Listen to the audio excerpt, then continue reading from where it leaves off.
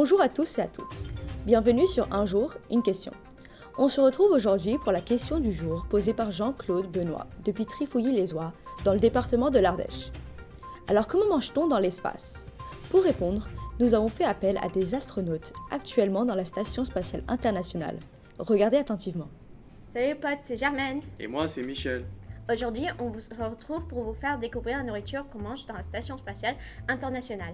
Vous l'aurez peut-être compris, manger dans l'espace, ce n'est pas comme manger sur la Terre. Les critères ne sont pas du tout les mêmes que sur la planète bleue. Critère numéro 1, la compacité. Déjà, comme il n'y a pas beaucoup de place dans la Station spatiale, il faut que la nourriture soit compacte. Voici d'ailleurs un des paquets de nourriture qu'on a. Celui-là alors, c'est du riz et du poulet. Critère numéro 2, la légèreté. Deuxième critère, il faut que les plats soient légers. C'est cher d'envoyer de la nourriture dans l'espace. Alors pour que ça soit rentable, il faut qu'on ramène le max de plats en un voyage. Ici, on peut trouver le maximum de plats d'un astronaute pour 2 jours. Et regardez comme c'est léger. Mais dis donc, les repas ne doivent pas vous nourrir ? Ah oui, la petite voix a raison. Il faut que les repas nous nourrissent. C'est d'ailleurs la troisième critère. Critère numéro 3, la nutrition. Avec l'apesanteur, on perd beaucoup de muscles et de calcium. Donc, on fait beaucoup d'efforts pour contrer les effets de l'apesanteur. Allez, petit point technique, suivez-moi. Comme vous le savez déjà, l'ISS tourne autour de la Terre. Et les effets de gravité agissent toujours sur la station spatiale, car elle n'est qu'à 400 km d'altitude de la Terre. Bon, je dis que 400 km, mais tout est relatif. Et c'est pour ça qu'on parle d'apesanteur et pas d'apaisanteur.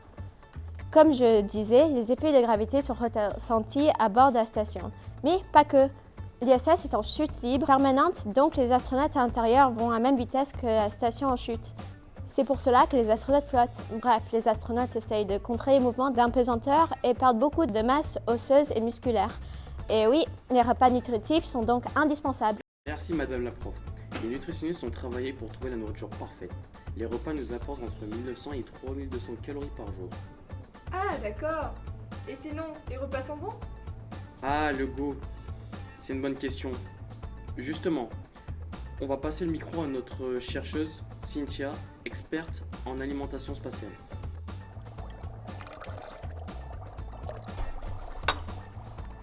Bonjour à tous et à toutes. Bienvenue dans mon laboratoire de recherche. D'abord, il faut savoir que le sens du goût des astronautes est affaibli dans l'espace. Donc, les plats sont extrêmement concentrés en goût. En tant que chercheuse, mon but est de préparer des plats appétissants et pratiques. Je demande aux astronautes ce qu'ils aiment et je leur fais goûter des plats potentiels. Avec mes collègues, nous déterminons les repas. Ensuite, nous les déshydratons et les emballons. Une fois en mission, les astronautes n'ont plus qu'à rehydrater les plats, les chauffer et les manger. Merci beaucoup Cynthia pour cette petite explication. Allez, on continue avec notre 4e critère. Critère numéro 4, l'humidité et les miettes. La nourriture ne doit pas faire de miettes ou être humide. Comme on est en apesanteur, tout flotte. Donc, pas le droit aux cookies. Sinon, la station devient toute sale et on peut possiblement bloquer des systèmes si les miettes s'y introduisent. Et on arrive au dernier critère. Critère numéro 5, la pasteurisation. Il faut que les aliments soient traités ou pasteurisés. Comme ça, on est sûr que la nourriture n'est pas contaminée et que les astronautes restent en bonne santé. Ce ne serait pas cool une intoxication alimentaire dans l'espace. Maintenant que vous savez pas mal de choses sur le type d'aliments qu'on mange, nous allons maintenant vous montrer comment préparer nos aliments. La machine qui nous est indispensable ici, c'est déshydrateur. Comme nous l'a expliqué notre nutritionniste, les aliments sont déshydratés quand ils sont envoyés.